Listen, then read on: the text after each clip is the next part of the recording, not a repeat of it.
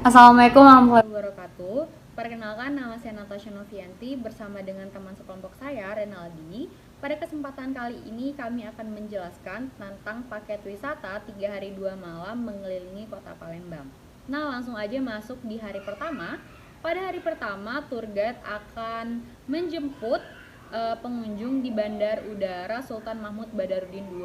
Nah, di Bandar Udara ini tour guide bukan hanya menjemput pengunjung, tapi juga tour guide akan menjelaskan tentang sejarah yang terdapat di Bandar Udara Sultan Mahmud Badarudin II ini, dan juga menjelaskan tentang tata letaknya, tentang luasnya dan segala macam.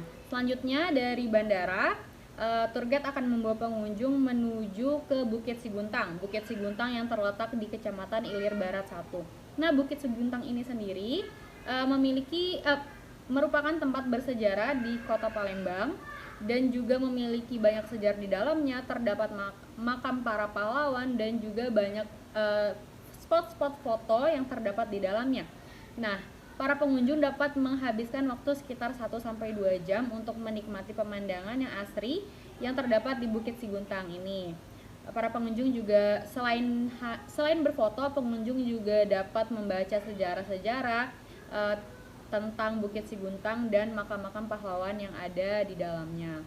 Baik, setelah Bukit Siguntang, tour guide akan membawa pengunjung menuju Alquran Al-Akbar. Nah, Alquran Al-Akbar yang terletak di Gandus.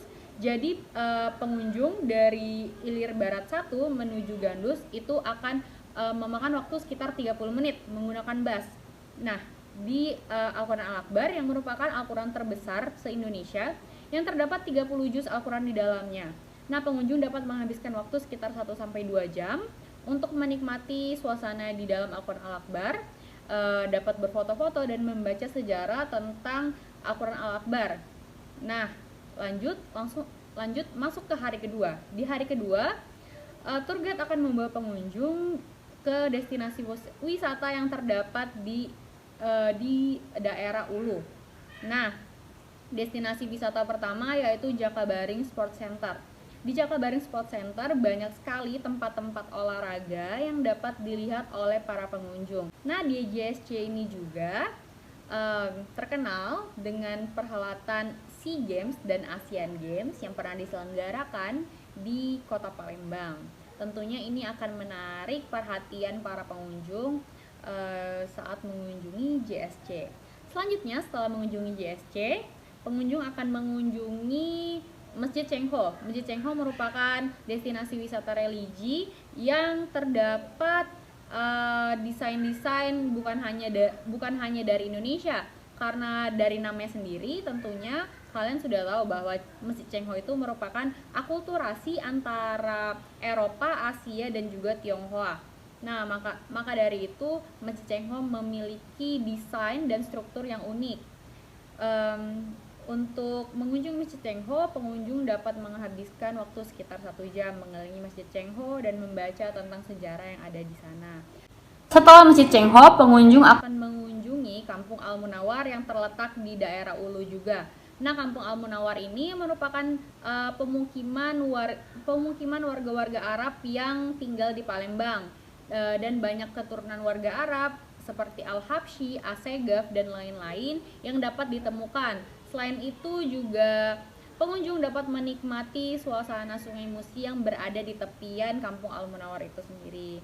Setelah mengunjungi Kampung Al-Munawar, pengunjung akan mengunjungi Jembatan Ampera sebagai destinasi terakhir yang akan dikunjungi di hari kedua. Nah, siapa sih yang nggak tahu Jembatan Ampera? Jembatan Ampera merupakan destinasi wisata yang tentunya ikonik. Nggak sakral rasanya kalau tidak mengunjungi Jembatan Ampera kalau berkunjung ke kota Palembang. Nah, di Jembatan Ampera, pengunjung dapat menikmati suasana Jembatan Ampera. Tentunya, tour guide akan membawa pengunjung mengunjungi Jembatan Ampera pada malam hari. Dapat menikmati keindahannya, menikmati lampu-lampu yang menyala di saat malam hari, dan juga banyak pedagang-pedagang kaki lima yang ada di pinggiran Jembatan Ampera. Tentunya ini akan sangat indah jika dikunjungi, dan pengunjung juga dapat menghabiskan waktu sekitar 2 jam untuk menghabiskan waktu di pinggiran jembatan Ampera.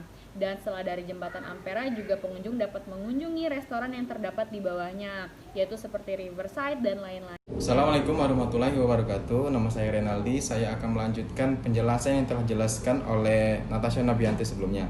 Pada hari ketiga atau hari terakhir, wisatawan diajak ke Benteng Kota Besar, yang mana Benteng Kota Besar adalah bangunan keraton yang menjadi pusat Kesultanan Kota Palembang, yang terletak di tengah-tengah Kota Palembang dan di pinggir Sungai Musi. Bangunan ini diprakarsai oleh Sultan Mahmud Badarudin I dan pengerjaannya diselesaikan oleh Sultan Mahmud Badarudin II. Selanjutnya, wisatawan diajak ke Museum Sultan Mahmud Badarudin II. Museum Sultan Mahmud Badarudin II adalah museum di Kota Palembang, Sumatera Selatan. Museum ini didirikan di bekas bangunan rumah residen kolonial Sumatera Selatan abad ke-19. Bangunan ini juga menjadi gedung Dinas Pariwisata Palembang. Museum Sultan Mahmud Badarudin II menampilkan koleksi tekstil, senjata, pakaian tradisional, kerajinan, dan koin Sumatera Selatan.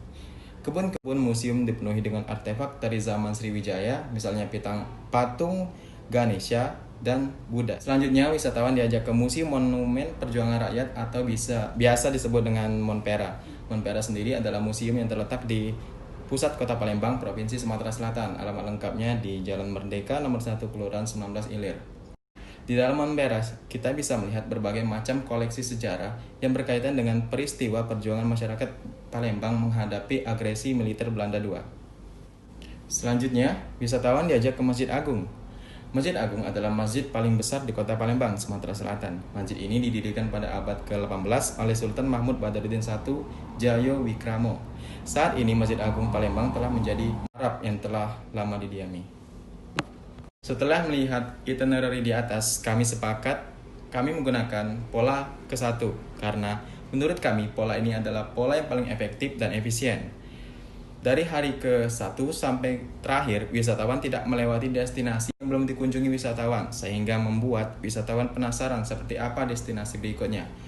Baiklah, sekian penjelasan dari kami. Wassalamualaikum warahmatullahi wabarakatuh.